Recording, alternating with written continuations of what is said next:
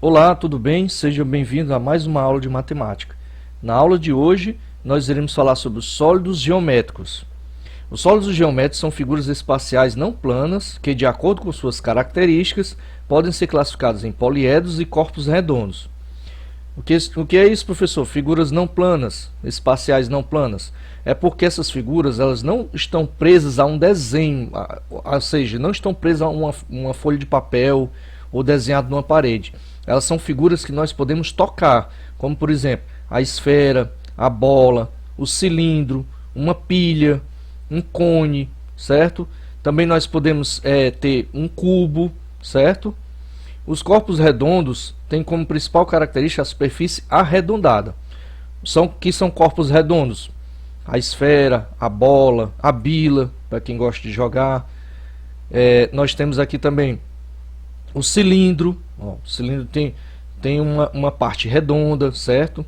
Nós temos o cone, que ele possui um vértice, mas também ele possui uma parte redonda, arredondada. Já os poliedros, o que significa poliedros? Poli significa muitos, edros, faces, ou seja, muitas faces. Tem como principal característica ter faces planas. O que significa, professor? As faces dele nós podemos desenhar no plano, ou seja, numa folha de papel. Aqui nós temos o bloco retangular, mais conhecido como paralelepípedo.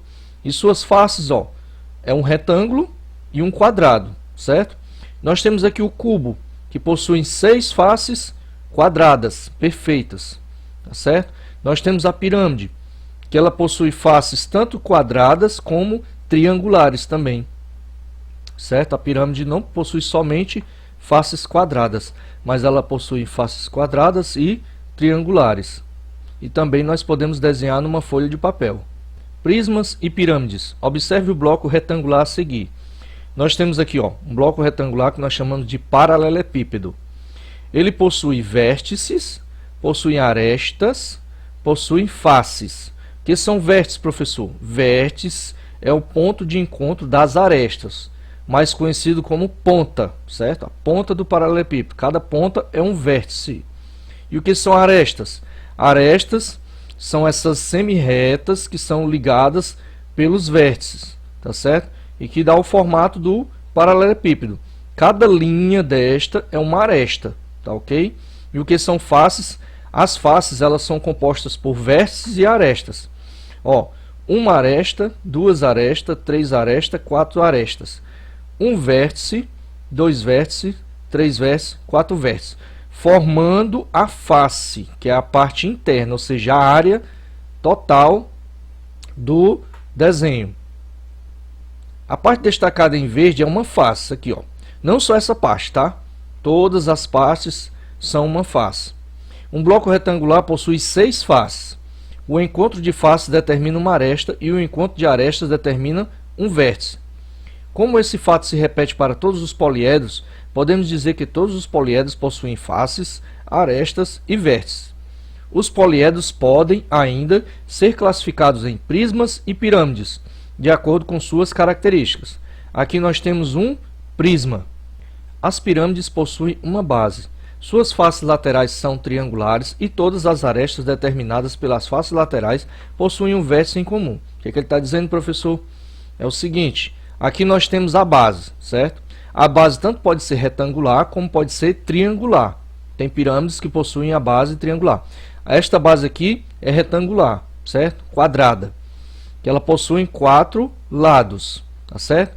E o que ele está dizendo? Que ele possui faces laterais triangulares, mas que todas convergem para um único ponto, ou seja, todas elas se encontram em um único vértice. Ela só possui um único vértice para as faces se encontrarem, tá? Mas a pirâmide possui mais de um vértice. Aqui no caso, que ela possui a base quadrangular, quantos vértices ela possui? 1, 2, 3, 4, 5 vértices. Os prismas possuem faces laterais retangulares e 2 bases idênticas e paralelas entre si.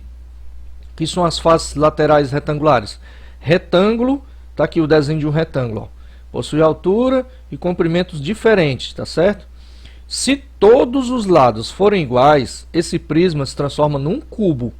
Se ele tiver comprimento diferente da altura e da largura, ele é um prisma, tá certo? Então aqui, ó, é um paralelepípedo. Aqui é um paralelepípedo, porque ele possui, ó, faces retangulares, ó. Possui uma, duas, três, quatro. Quatro faces retangulares. E possui uma base quadrangular, duas bases quadrangulares, certo? Veja abaixo alguns exemplos de pirâmides e prismas. Nós temos quantas pirâmides? Nós temos uma, duas, três.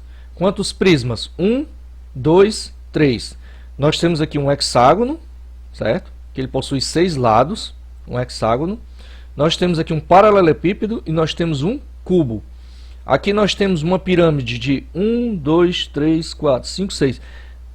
De base hexagonal, possui uma base com 6 lados, certo? E logicamente possuirá 6 triângulos e um vértice que unirá todos os triângulos. Aqui nós possuímos uma pirâmide de base quadrangular. Ela possuirá 1, 2, 3, 4 faces triangulares e um vértice que une essas faces triangulares. Aqui nós possuímos uma pirâmide de base triangular e possui 3 faces triangulares e um vértice que une essas faces. Agora vamos falar sobre a planificação. Os poliedros podem ter sua superfície planificada. Vamos fazê-lo com alguns poliedros. E o que significa planificação? É você abrir a figura.